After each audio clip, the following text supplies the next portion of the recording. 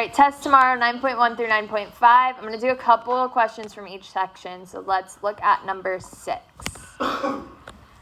We had a question just like this on the quiz. According to SOHCAHTOA, what is tangent?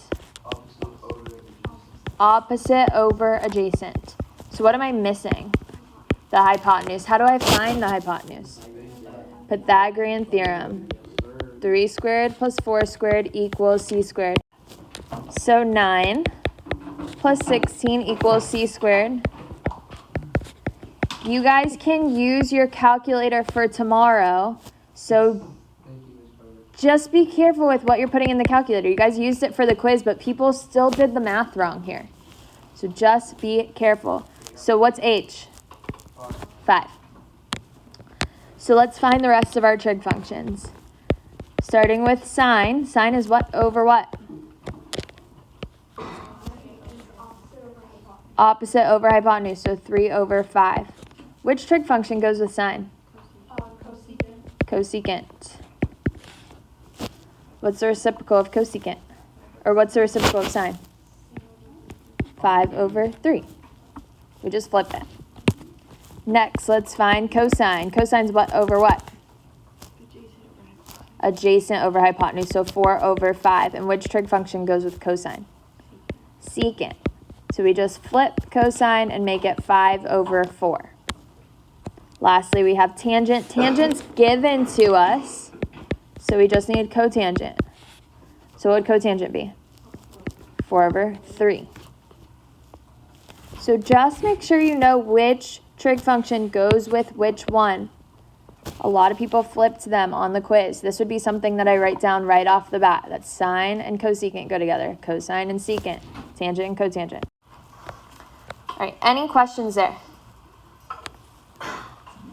Let's look at number 9. So 9, we have a special right triangle. So the best thing to do with special right triangles are to label everything right off the bat. So if one of my angles is 60, that means the other one's 30. What's opposite of the 30-degree angle? A.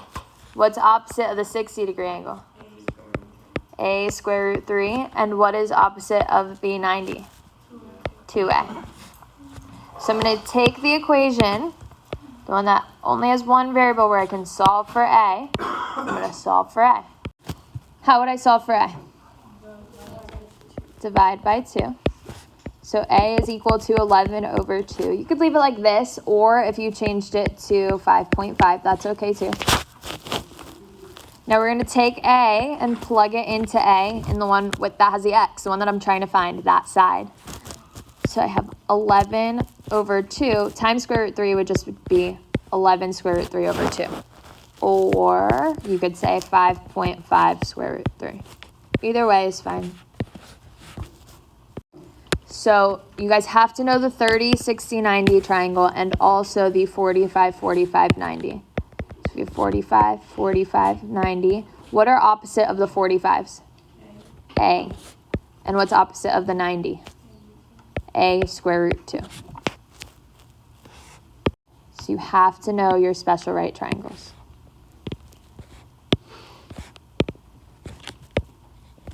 Any questions here? All right, for 9.2, let's look at number 3. So we have negative 80. So remember, negative, we start by going down instead of going up. So typically, we would have 0, 90, 180, 270. But if we go down, we're going in the opposite direction. So I think it's helpful to label them as the negative. So negative 90, negative 180, negative 270, negative 360. So where would negative 80 be? The fourth quadrant. We're going almost to negative 90, but not quite there. All right, and then let's look at 5 also. How can I tell where 2 pi over 3 is? Turn it into degrees. So I'm going to multiply by 180 over pi. The pi's cancel. 3 goes into 180 60 times. So 2 times 60 is 120. So I would go to my graph. What quadrant's 120 going to be in? The second quadrant. So we start at 0 and go in between 90 and 180.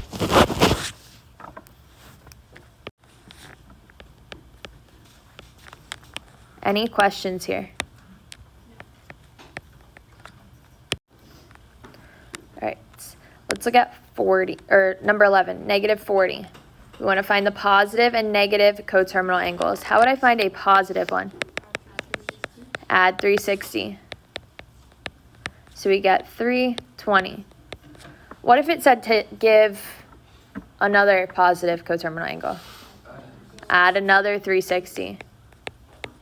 So that would be 680. So 320 is a positive coterminal angle, and so is 680. Now for a negative 1, how would I find a negative coterminal angle? Subtract 360. So we take negative 40 minus 360. So that would be negative 400. What if it asks for another negative 1? Subtract another 360. You can add or subtract 360 as many times as you want. So 760 would also be a coterminal angle.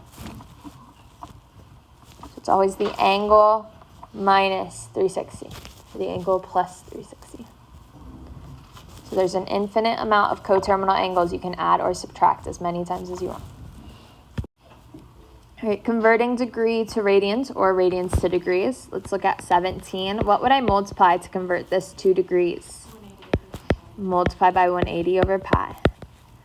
So we can simplify, the pi's cancel. 9 goes into 180 20 times, and 5 times 20 would be 100. 100 what?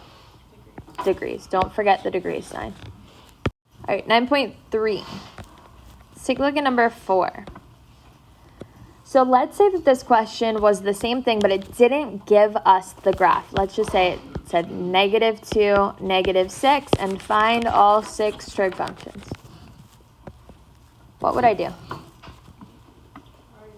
Draw the graph. So we just have to do that one additional step if it doesn't give us the graph, and then it looks the same as the last one. So plot our point first. We're going to go to the left to -2 and down -6. So our point would be there. And then how would I draw the triangle? I go straight up. So from the point to the x-axis.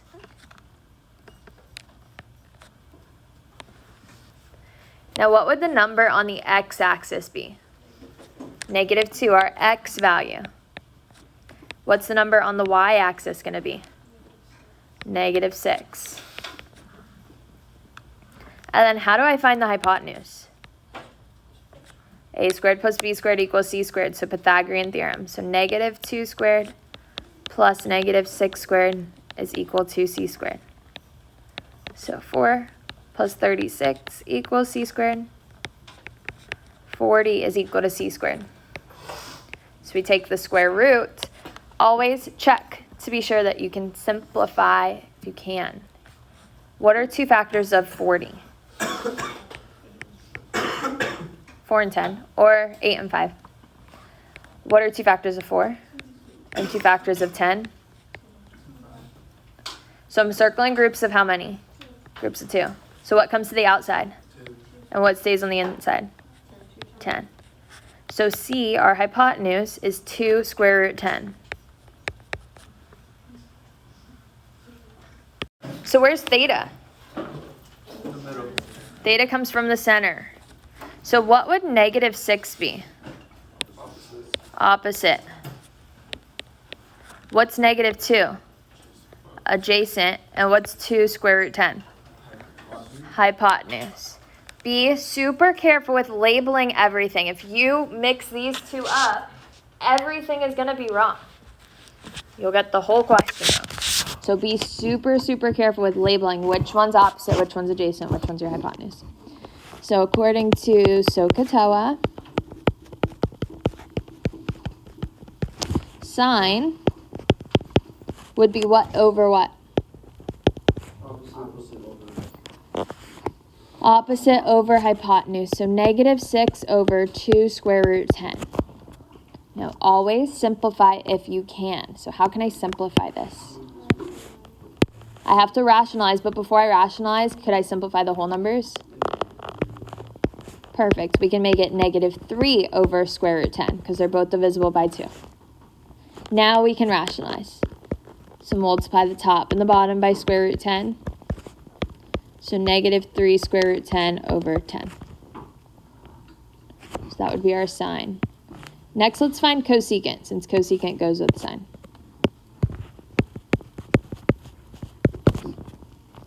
So what would cosecant be?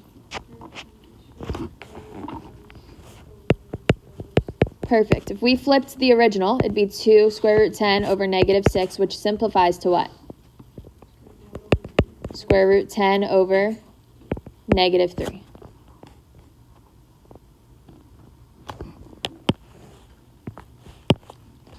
And then for cosine.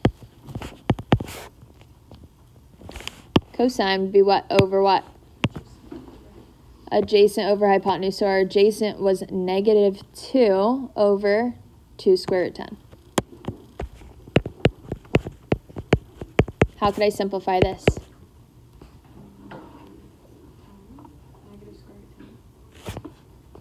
Where is the square root 10? So the 2's cancel, so it could be negative 1 over square root 10. But could I leave the square root on the bottom? No. Nope, we have to rationalize. So negative square root 10 over 10.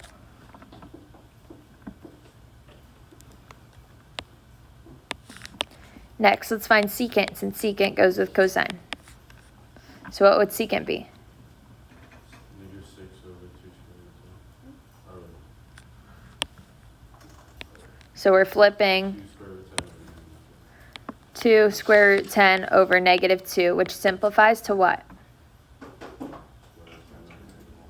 Square root 10 over negative 1, which simplifies to what? Square root 10. Negative square root 10.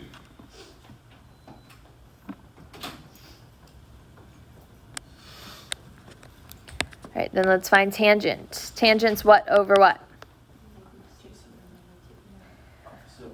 Opposite over adjacent. So negative 6 over negative 2, which simplifies to 3. And then cotangent would be negative 2 over negative 6, which simplifies to 1 over 3. Perfect. So these are our 6 trig functions.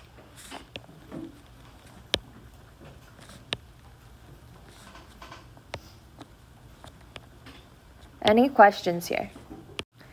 All right, for number 6, we want to find our 6 trig functions using the unit circle. But what if it gave us something like 450 degrees that's not on the unit circle? What would I do? Subtract 360. So we subtract 360, we get 90. So we're going to look at 90 on our unit circle. So you could always add or subtract 360. If it gave you a radian, you could always convert it to degrees to then help you figure out where it is on the unit circle. A lot of people had a question on the quiz that was negative pi. So you could see that positive pi, you go halfway around. But if you were to go negative pi, you go in the negative direction halfway around. So it ends up in the same place as positive pi. But if you had something like negative 90, you would start at 0 and go negative 90 degrees. So 90 is at the point 0, 1. So let's find our 6 trig functions. Sine, we're looking at which value? The y value. So what's our y value? 1. Cosine, we're looking at which one? X. So what's our x? 0. Tangent is y over x, so that would be 1 over 0, which is undefined. If 0 is on the bottom, it is undefined. Don't forget to simplify. Do not just leave it as 1 over 0. I need to know that you know that it's undefined. Let's find our reciprocal function. So cosecant would be 1 over y, 1 over 1, which is 1. Secant is 1 over x, so 1 over 0, which is undefined. And cotangent is 0 over 1, which is 0. All right, for the next part, we have to find the angle's reference angle. So for these questions, a lot of people on the quiz, for some reason, when they read reference angle, they totally forgot what to do. Yep, that was me. You're not the only one. That's the You were stressing it so two much. questions I got wrong. And I knew what to do, I just didn't know what it meant. You didn't know like the word. Yeah, and I memorized all So reference angle is like the tiny version of the angle that we're looking at. So reference angles, remember, are always acute and positive.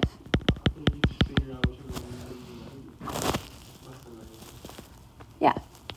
So depending on where you are, you use a different formula. If you're in the first quadrant, whatever your theta is, that's going to be the same as your reference angle. You don't change it. If you are in the second quadrant, we do 180 minus theta for your reference angle. Third quadrant would be theta minus 180. And fourth quadrant is 360 minus theta. In order to use one of the formulas, the number that you start with has to be in between 0 and 360. So start with the number .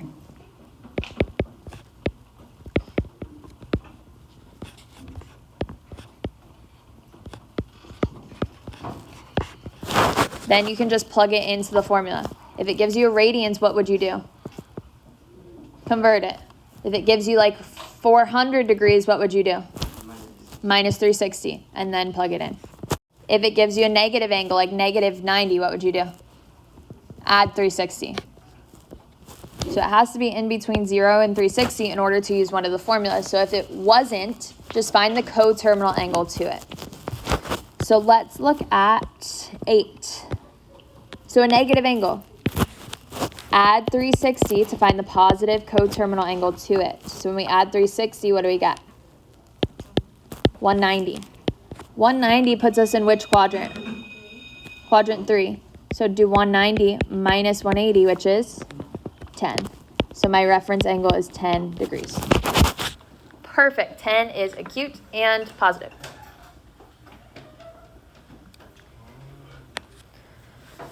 For number 12, we want to convert it first to figure out where it's at. So I'm going to multiply by 180 over pi. So 4 goes into 180 45 times, and 15 times 45 is, so we get 675. What would I do if I have 675? Subtract 360. Now we get 315. So which quadrant is 315 in? The fourth quadrant. So I would do 360 minus 315. And that gives us 45. Could I leave my reference angle as 45 degrees? Why not? We have to convert it back. For reference angles are like the tiny version of the angle that we're given. So if we're given a radian, give me back a radian. Your answer has to be a radian. So when we convert it back, we multiply by pi over 180. So that would be pi over 4.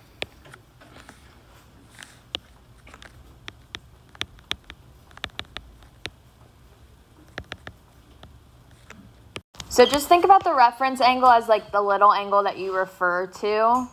So it's just going to be the little version of the angle that you did. So we're going to graph sine of 2x.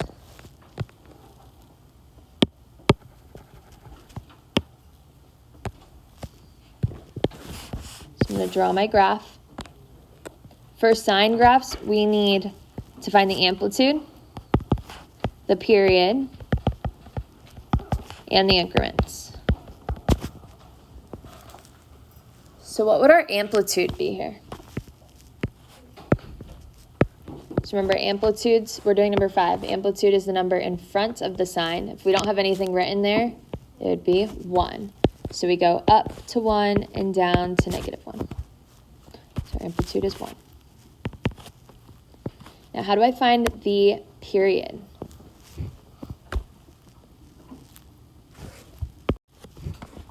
Two pi over b, and what's our b? 2, perfect. It's the number after the sign. So 2 pi over 2 would simplify to what? Pi. So my period, the length of the whole graph is going to be pi.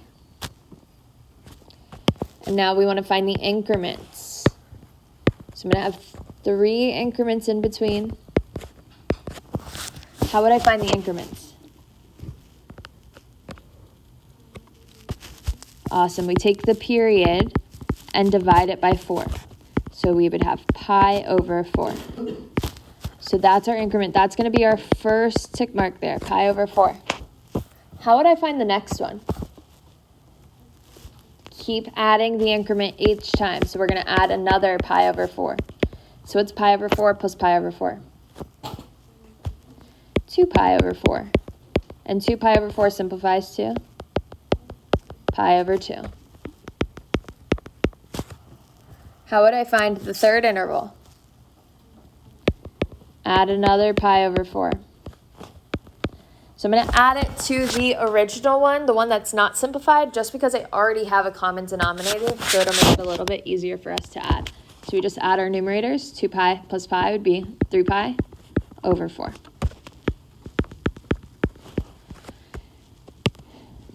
So now we can draw our graph. Sine graphs start where? Start at 0. So we're going to start at 0. Then where would our next point be? Up to +1. We go up to the amplitude, and then where? We go back to 0 before we go back to -1. So you have to stop at 0, then down to -1, then back to 0. So your graph is always going to start in the same place that it ends, or ends in the same place that it starts. And your sine graph always has this shape. If your graph keeps going a little bit like that, you put too many points. All you need is 5 key points, and it always has this shape. So let's graph. We graphed number 5 yesterday, so let's do a cosine graph today, number 6. So I'm going to start by drawing my graph. For sine and cosine, you need to find the amplitude, the period, and the increments. So amplitude is our A. What's A here? 3. It's going to be the number out front. And if there's no number out front, what would our amplitude be? 1. Awesome. So we go up 3 and down to -3. How do we find the period? 2 pi over b, which is going to be the number in front of the x. So 2 pi over pi. So we simplify, the pi's cancel, and our period is 2. So that's the length of our graph, 2. Now once we have the starting point and the ending point, we need to find our increments in between. So you're always going to have 3 tick marks in between for increments. How would I find the increments? Period over 4, perfect. So 2 over 4, which would be 1/2. So my first increment's going to be at 1/2. How would I find the next one? Keep adding. So we're going to add another 1/2. 1/2 plus 1/2 is? 1. Awesome. 2 over 2, which would be 1. And then if I add another 1/2, 3 halves, or you could say 1 and 1/2, that's fine. So 3 over 2, or 1 and 1/2.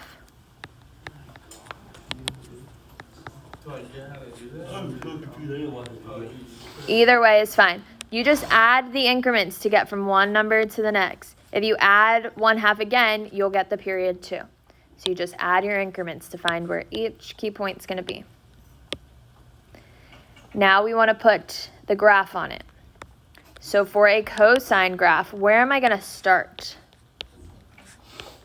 Start where? start at the amplitude. So cosine always starts up at the amplitude. Where would I go next? Down to 0. Then at 1, where would I go? Negative amplitude at 3/2. Back to 0. And 2. Back up to our amplitude. So this would be our graph. So let's do number 3. Can you go back? Yeah. All right, for number 3. So I'm going to start by drawing my graph. I need to find the amplitude, the period, and the increments.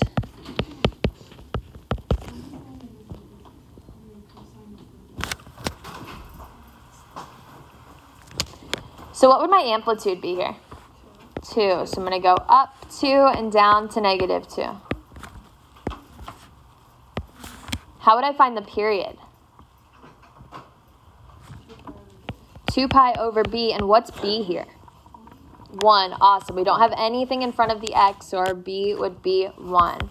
So 2 pi over 1, which is 2 pi.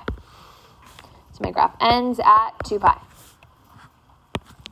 How would I find the increments? 2 pi over 4, which would be pi over 2. So I have an increment at pi over 2. How would I find the next increment?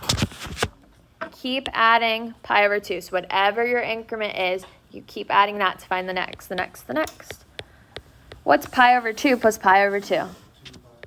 2 pi over 2, which simplifies to what? Pi.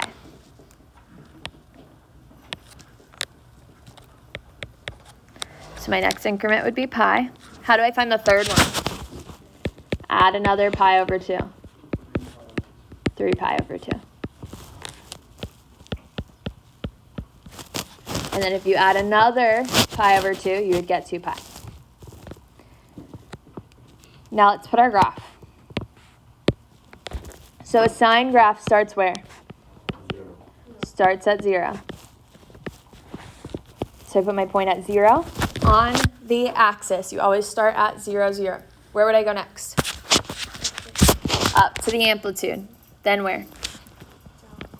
Back to 0. Then negative amplitude. Then back to 0. You always start the same place that you stop. Stop at the same place that you start for sine and cosine. Each graph for sine and cosine is going to have 5 points. So make sure you have your 5 points. You start at the axis here, and you're going to have your 3 increments in between and the period.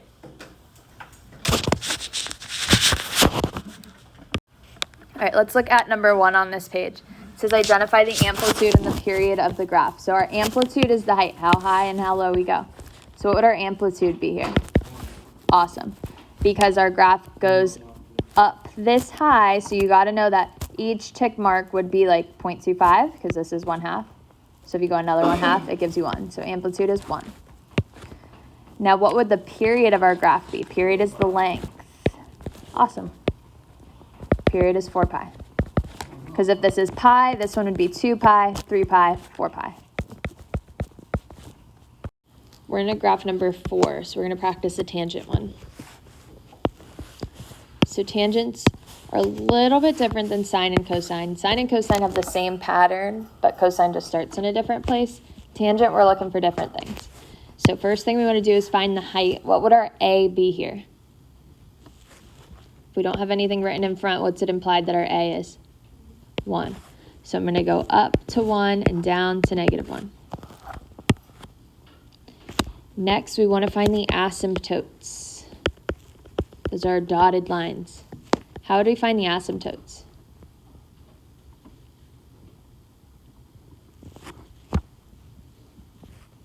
So we set everything after the tangent, so 4x equal to pi over 2.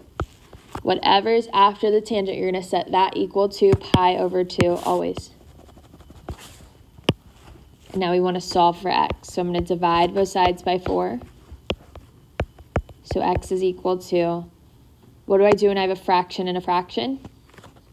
keep, change, flip. So I'm going to flip it to be multiplying by 1 over 4. Be careful with the keep, change, flip. Make sure you know how to keep, change, flip. So we multiply straight across. X is equal to pi over 8. So those are going to be our asymptotes. I have pi over 8 and then a negative pi over 8. So that's where my dotted lines go. You have to draw the asymptotes. You got to see those dotted lines there.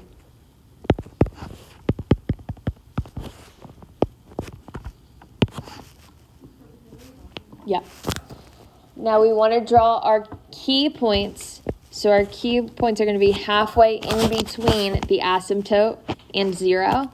So what we can do is take our asymptote and multiply it by 1/2. So you're cutting it in half, so you could divide by 2 or multiply by 1/2. So our key points are going to be pi over 16. So you have pi over 16 and negative pi over 16. So once we have those, we can go ahead and draw our graph. Your graph is always going to go in the increasing direction. So our first point is going to be at pi over 16, comma 1. We have a point at 0, 0, and then another point at negative pi over 16, negative 1. And your graph always has that little bit of curve shape to it, like that. Just remember, you're not connecting the dots with a straight line. It has to have that curve shape. So for tangent graphs, there's really only 3 important values. You have your height, the key point, and your asymptote. And then you also have the negatives of all of those. So just be sure you know how to find your A. A is always the one in front. Everything behind is what we set equal to pi over 2. So to find the asymptotes. And then the key points, we just multiply by 2.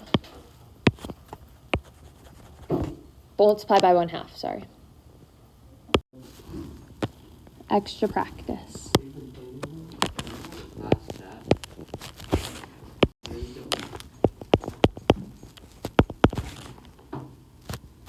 So for tangent x, so I'm going to start by drawing my graph.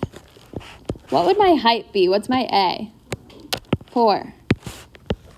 So I'm going to go up 4 and down 4.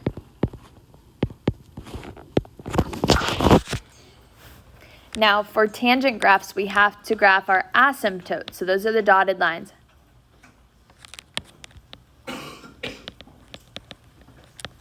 How would I graph the asymptotes? So we set whatever's after the tangent equal to pi over 2.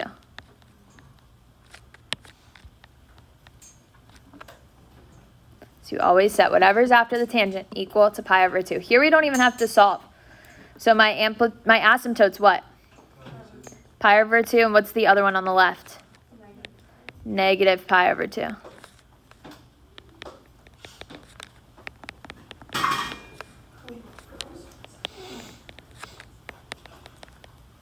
So draw your asymptotes. Now I need the key points that are halfway in between the asymptote and 0. So how would I find those? We take the asymptote and multiply it by 1/2. Always multiply by 1/2. So we have pi over 4, because we're multiplying. Multiply straight across. So pi over 4. And what's the one on the left going to be? Negative pi over 4. Now when we put our graph on here, we go to the right to our key point, so to the right pi over 4 and up 4. So we have a point in the positive, quadrant 1, positive direction. Another point at 0, 0, and then another point negative pi over 4, negative 4. And then draw your graph. Remember, it's not a straight line. It's got a little bit of a curve. All right, let's do number 3.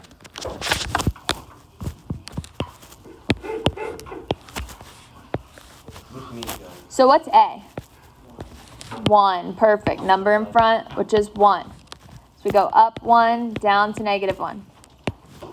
Tabit, how do I find my asymptotes? Dotted line But how do I find it? Where's the dotted line going to be at? on the y-axis. No. Someone's not watching. How do I figure out where? X equals pi over 2. Oh. Not x here. What is it?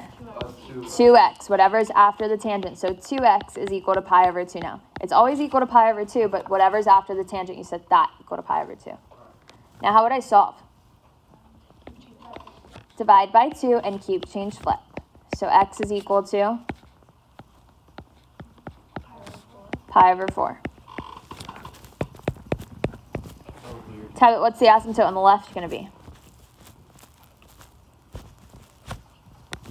Pi over 4. Write your note. Oh my God. 4. Pi. Back exit. Yes. Negative pi over. Negative Whoa. Negative pi over 4. So draw your dotted lines. The shoes are closed. Some of these,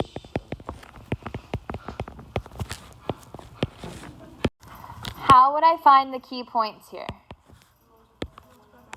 Awesome. We multiply by 1/2. So we're finding the middle of the asymptote. So we're going to multiply it by 1/2. So what are my key points going to be at? Pi over 8. And Tabit, what's the one on the left? Tabit, what's the one on the left? Negative pi over 8. Negative pi over 8. So now let's draw our line. Yo, Juan, come help me. Also, there we go. 1, 2, 3. Perfect. We have one in the positive, Take notes. one at 0, Take notes. Take and one in the negative. One day. Then we draw our graph.